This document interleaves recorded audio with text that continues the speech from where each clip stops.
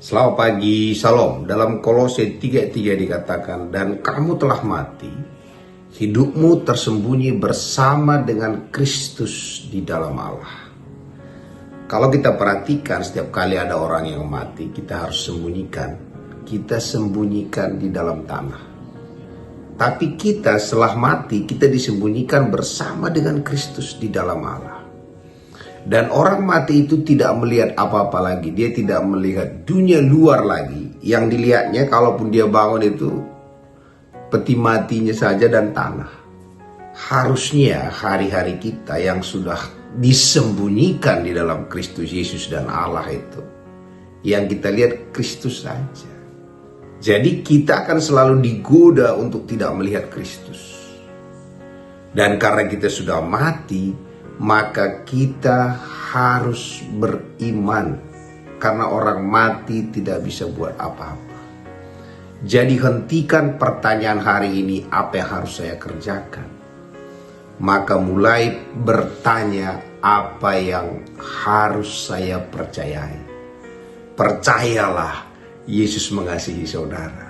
Percayalah Yesus berperang bagi saudara. Seringkali kita mendengar mengatakan peperangan adalah miliknya Tuhan. Kalau kita perhatikan, emangnya Tuhan perlu berperang? Tidak. Tuhan tidak perlu berperang buat dirinya.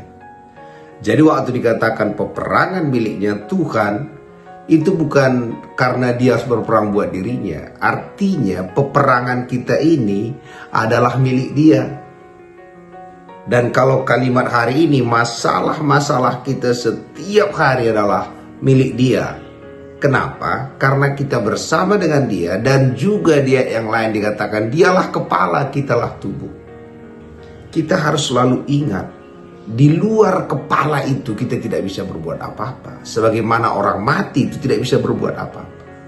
Dan kalau memang kita sudah mati, Kristus saja yang hidup. Jangan bangkit lagi. Maka yang kita lihat mulai pagi, siang, malam, Yesus saja. Saya mengajak kita semua menjadi pemberita-pemberita Yesus.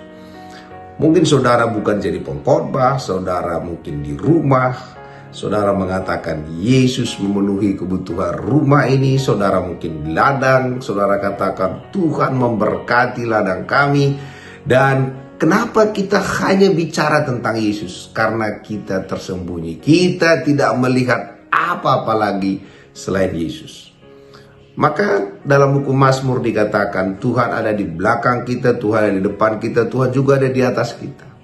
Sehingga dulu ada lagu, maka kiri kananku ada Tuhan, dalam hidupku ada Tuhan, sekelilingku ada Tuhan. Jadi kalau Tuhan semua yang kita lihat, maka hidup kita penuh dengan sukacita dan damai sejahtera.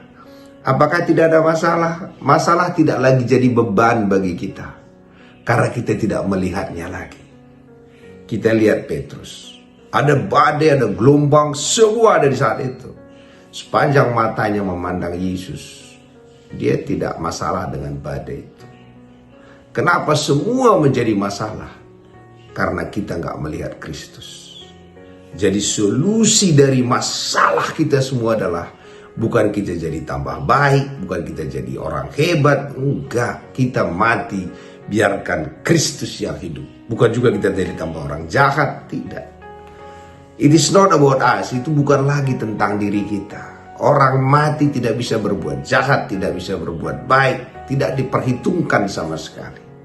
Waktu kita tak memperhitungkan lagi tentang diri kita, kita hanya bicara tentang Yesus Kristus, dan itu yang ada dalam Alkitab, maka Kristus termanifestasi.